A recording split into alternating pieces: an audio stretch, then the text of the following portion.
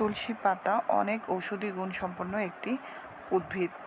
এর প্রতিটি অংশই অনেক কার্যকরী। তুলসীর পাতায় রয়েছে প্রচুর পরিমাণে অ্যান্টিঅক্সিডেন্ট, ভিটামিন সি ও জিঙ্ক, যা মানব শরীরের জন্য অত্যন্ত উপকারী। তুলসীর পাতা বেটে রস করে খেলে জ্বর, সর্দি, হাঁচি, কাশি এবং ব্রনকাইটিস ভালো হয়। তুলসীর পাতা ডায়াবেটিস রোগী ও কিডনি রোগের জন্য একটি বড় ঔষধ।